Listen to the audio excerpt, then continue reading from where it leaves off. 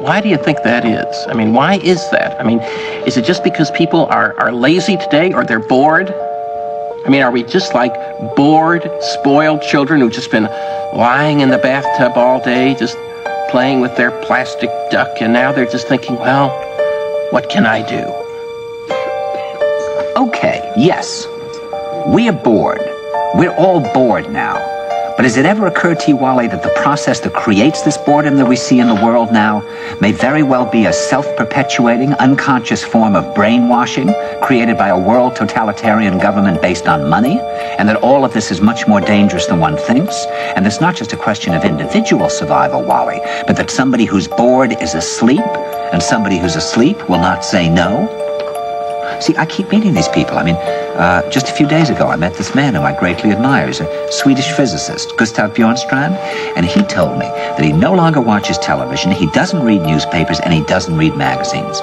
He's completely cut them out of his life because he really does feel that we're living in some kind of Orwellian nightmare now, and that everything that you hear now contributes to turning you into a robot.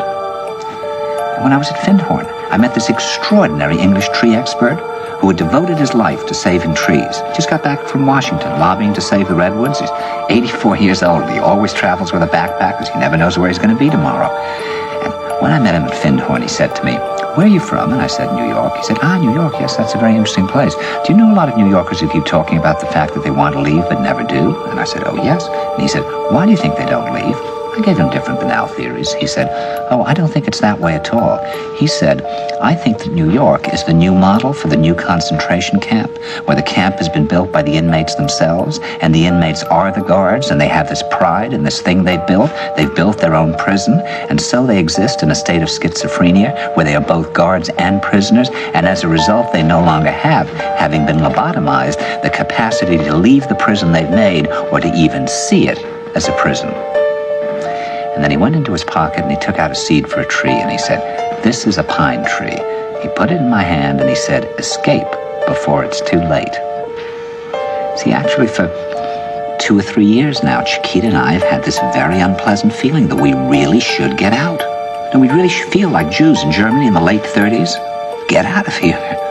Of course, the problem is where to go, because it seems quite obvious that the whole world is going in the same direction. See, I think it's quite possible that the 1960s represented the last burst of the human being before he was extinguished, and that this is the beginning of the rest of the future now, and that from now on there'll simply be all these robots walking around, feeling nothing, thinking nothing, and there'll be nobody left almost to remind them that there once was a species called a human being, with feelings and thoughts, and that history and memory are right now being erased, and soon nobody will really remember that life existed on the planet.